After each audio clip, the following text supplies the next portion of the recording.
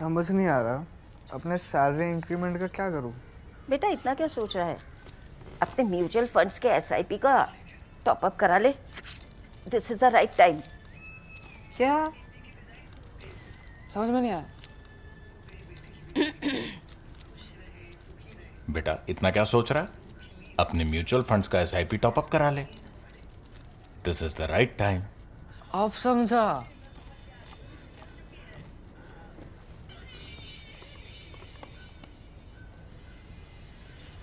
Mutual fund investments are subject to market risks.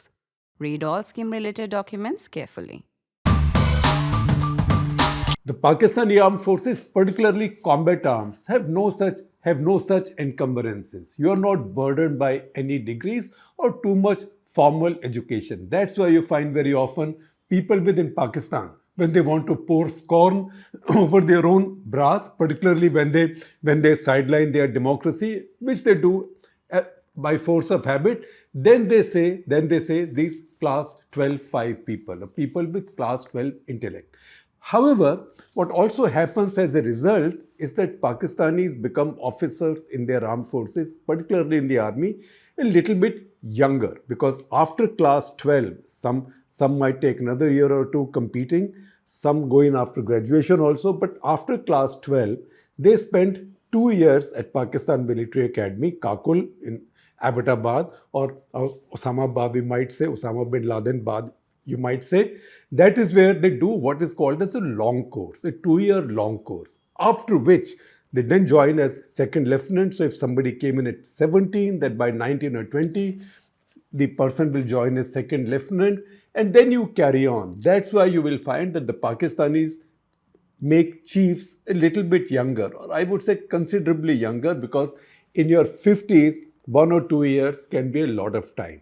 That is the case also with Asim Munir. And again, because there's been no real experience of any statecraft, you don't need it, because you've got the uniform, you know you are entitled to rule, and a lot of things happen to you in the course of time. So there is no need really to train in any niceties or any finesse of how to conduct international diplomacy and how to speak out, because as you grow more senior, and particularly as you come close to political power or you take over political power. Right now, the case is that de facto Field Marshal Asim Munir is the ruler of Pakistan. That is something that even Donald Trump keeps repeating again and again and again. He last did that at Sharm el-Sheikh just the other day in the presence of the Pakistani Prime Minister, because after the Prime Minister had finished his 5-minute speech, for which he had been asked by Donald Trump to repeat what he had said to him in private. So once he finished that 5-minute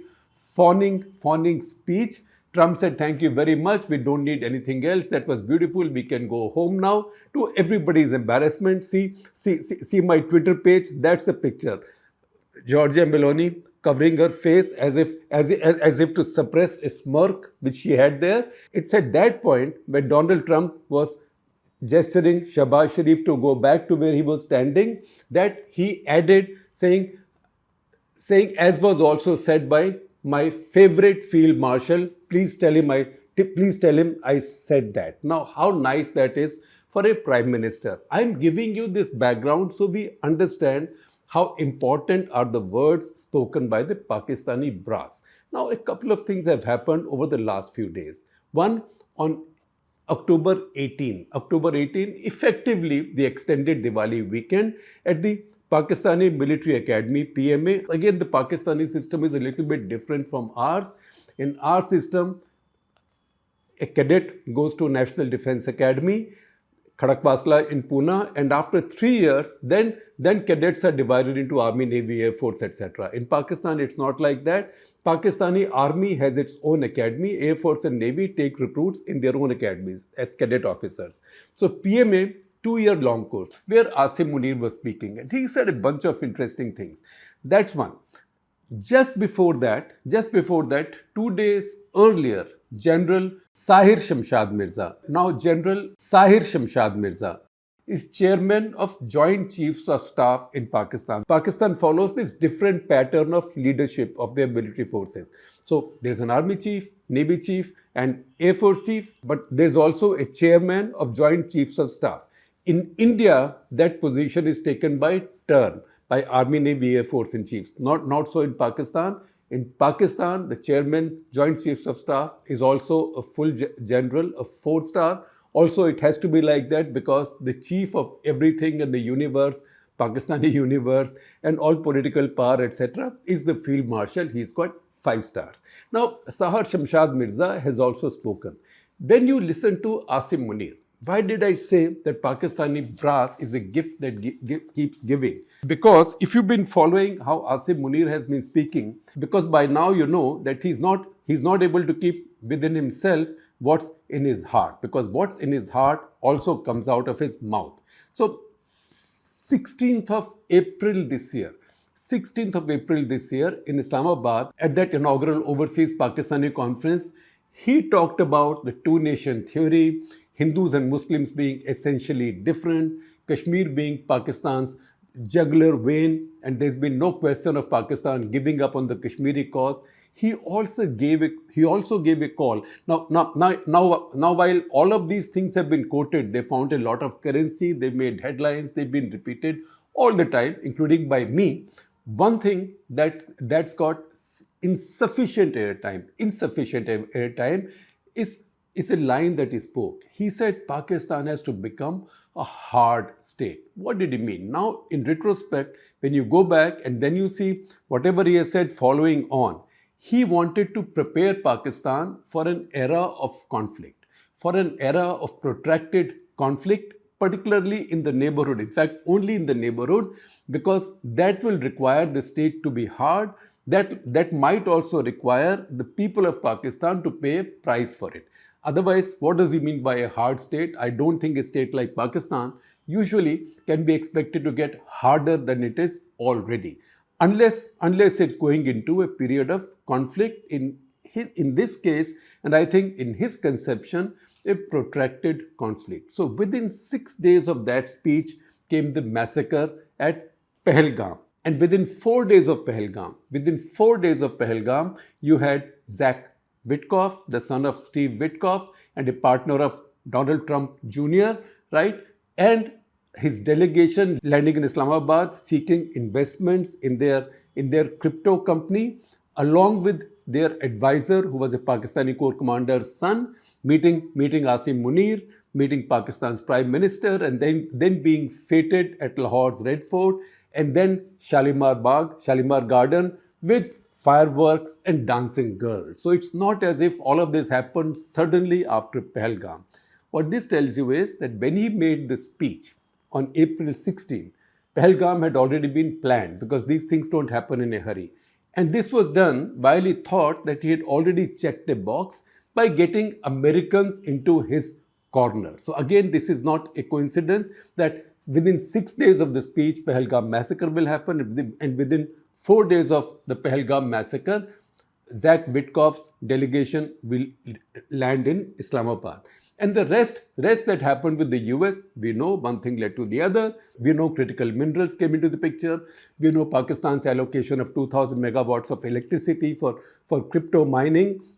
And also Pakistan's investment in World Liberty Financial. Tactical strategic issues are not mutual fund investments. So past performance is indeed an indication of what may lie ahead in future.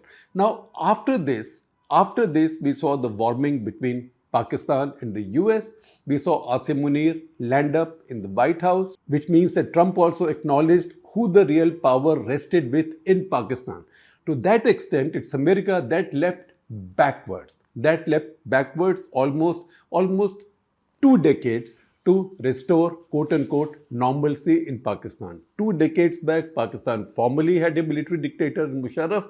Now they informally have a military dictator. Although Musharraf was still merely in the rank of a general, this one is a field marshal. That's the reason anything he says and his colleagues say, his comrades say, has to be taken very seriously. After that, we saw a speech in Tampa, Florida. That's when he had gone for the farewell events for the outgoing chief of the US Central Command. He spoke to the Pakistani diaspora there and said many interesting things on which we had done a full cut the clutter at that point. That's when he said, think of India as a Mercedes, as a shining Mercedes, and we, Pakistan, are like a dumpster truck. If one rams into the other, you know that who will suffer more damage. Remember that. Then he also said that next time we will attack them, if things escalate, we will attack them, we will start from the east. And he said that is where they keep what they value the most, or what is most valuable to them. This came not long after. In fact, that had come shortly after or soon after a statement on which Ahmad Sharif Chaudhry, Lieutenant General Ahmad Sharif Chaudhry, the very powerful DG ISPR, was quoted in The Economist, again saying that next time we'll start from the east. So Asim Munir repeated that.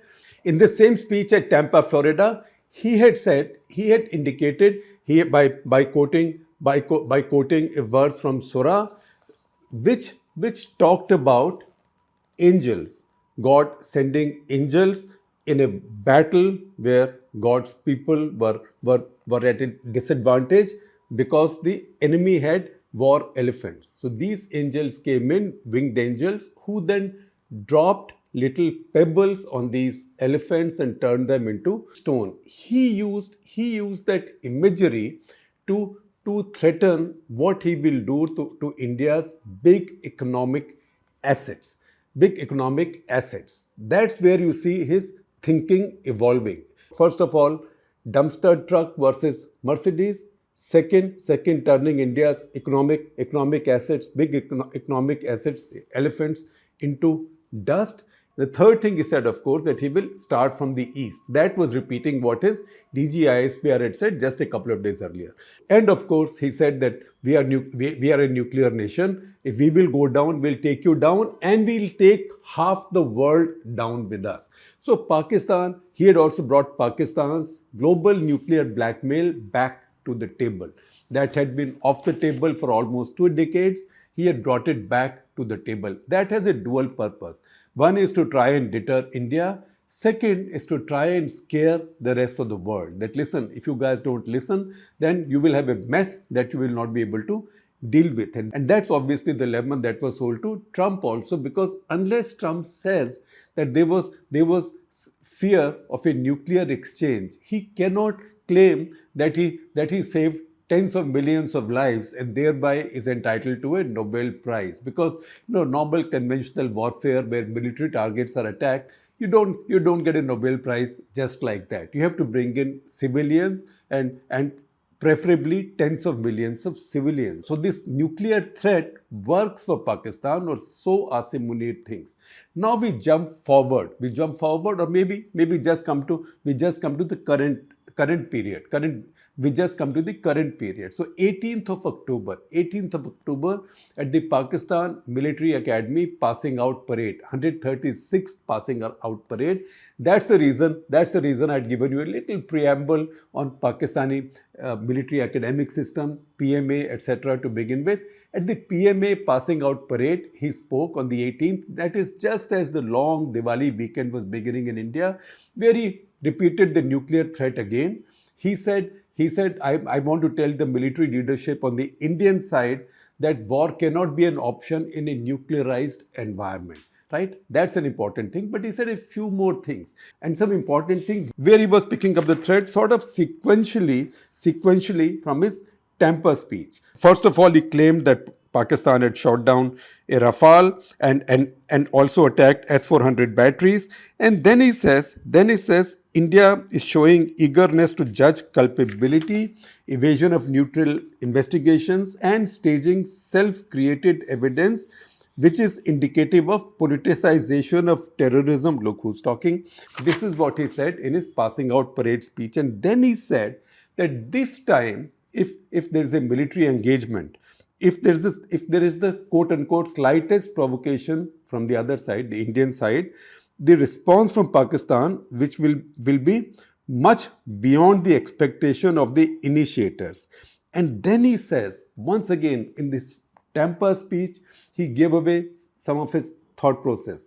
He said that his target was India's economy. He also said his big target was something in India's east, right? He also used the dumper truck and Mercedes, which means economic envy. Now he said, with diminishing distinction between combat and communication zones, the reach and lethality of our weapon systems will shatter the misconceived immunity of India's geographical vastness.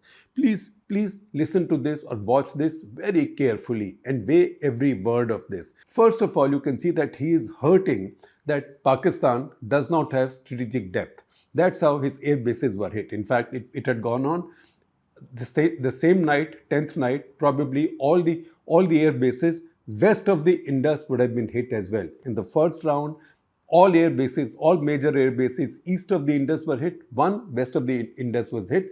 If this had gone on, maybe all the air bases west of the Indus would have also been hit. So he realizes that Pakistan does not have strategic depth and is hurting.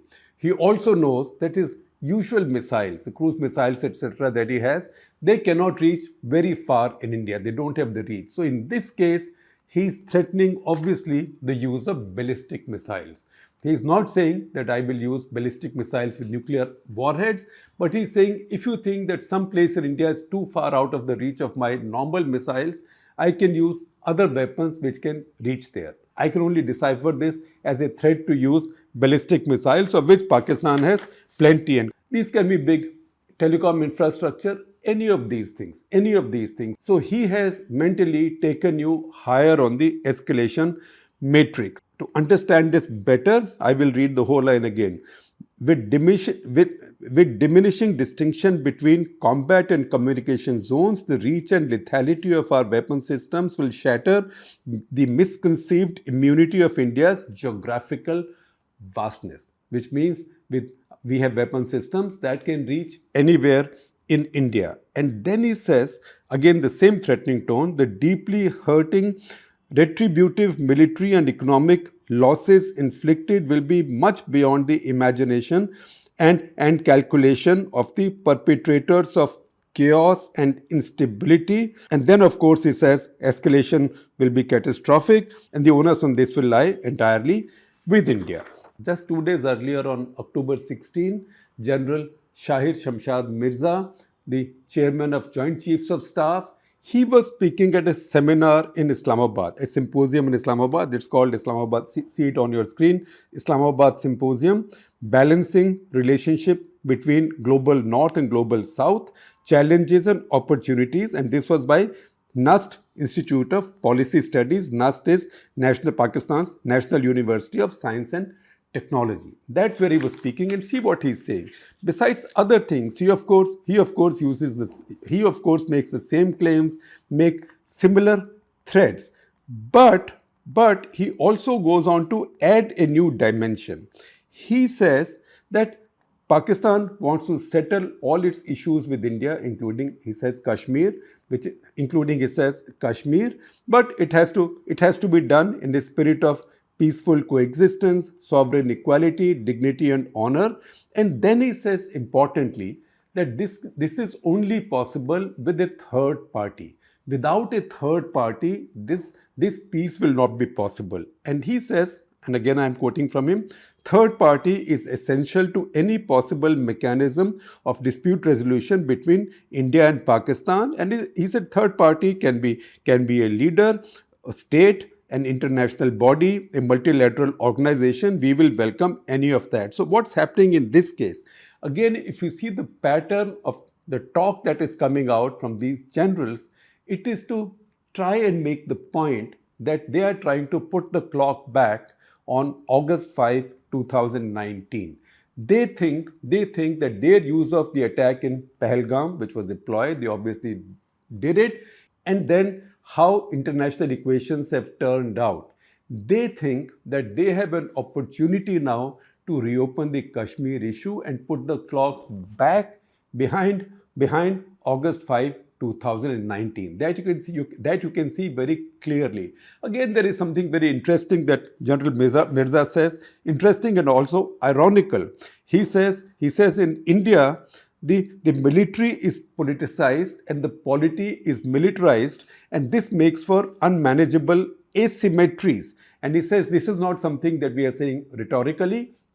I'm paraphrasing what he said, but this is after deep study and analysis that we've come to this conclusion. I see many Pakistanis, also particularly Pakistanis living overseas, making faces at this as if look who's talking. But the fact is, it's a good question. Look who's talking. India's military is politicized and polity is militarized, which makes for an unmanageable asymmetry in the conventional domain, he says. So watch his words carefully. And then he says, that's where our strategic strength lies. That's where our strategic strength matters. What he means is that conventionally we can't match India, but that's where our strategic strength, that is nuclear weapons, become important. Once again, he gives India a left-handed compliment. He says India is an important country in the global south and aspirant to be a major state in the world order. But, and I'm quoting him, it cherishes hegemonism and expansionism and envisions radicalism. This, and I'm quoting him, this is an academic definition, which means a textbook definition, an academic definition of antithesis of the current aspirations of the global south, making India a possible Trojan horse in the camp. Now, all of this is mixed metaphor and mixed syntax. I'm quoting from him. This will not get him very far in a UPSC style examination in India, not in a civil services of Pakistan examination in his country. But as I told you, these are people who've come straight from class 12 into their academies. However, when you read this, you get the sense, अक्लमंद को इशारा काफी होता है, where the Pakistanis are coming from and what might be on their minds and what we might expect going ahead. So once again, to sum up 3 points from all of these statements. 1, Pakistan's economic envy is now showing and there is a concern at being left behind and the gap widening with India. So something has to be done. Whatever possible has to be done to slow down India, because you can't move much faster yourselves in quick time.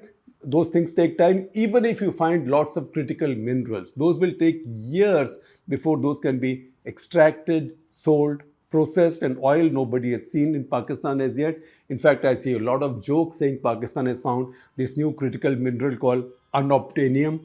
There might be some critical minerals, but the challenge with critical minerals is how to mine them, because they are also not available in very large quantities as parts per million. Then how to extract them. Those are big challenges. So for Pakistan to catch up with India's economic growth will take time. So might as well do what you can to slow down India. That is where the dumpster truck and the Mercedes metaphor comes in. And the Pakistanis think, once again I'm reading between the lines, they think that if this gap between economic growth continues, then in a couple of years, India would have gone so far ahead that Pakistan will cease to be a threat unless the Pakistanis become nuts and start using nuclear weapons to begin with. Number two, the repeated use of the nuclear threat. The nuclear threat, nuclear weapons in any warfare, nuclear weapons are the option of the losing side. I know that in 1945, America was not the losing side. And that debate will remain forever. It's an eternal debate. Did they need to use the nuclear weapons in Japan or not? But since then, as doctrines have evolved, you know that nuclear weapons are weapons of the losing side. So if one side keeps threatening the use of nuclear weapons, you know that side feels conventionally much weaker. So this doesn't go very well with the same general's claims of having done so brilliantly in these conventional exchanges of over 87 hours, and the claims that they can do better than Indian armed forces at any point of time.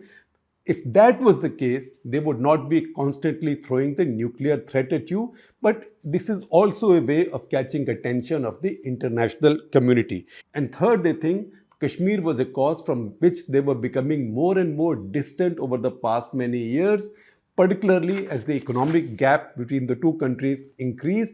And this is the time, this is an opportunity for them to bring Kashmir back to the table. That is what we read from all of these statements. If all these statements were not there, we would be analyzing in a vacuum. That's the reason I said Pakistani top brass is a gift that keeps giving.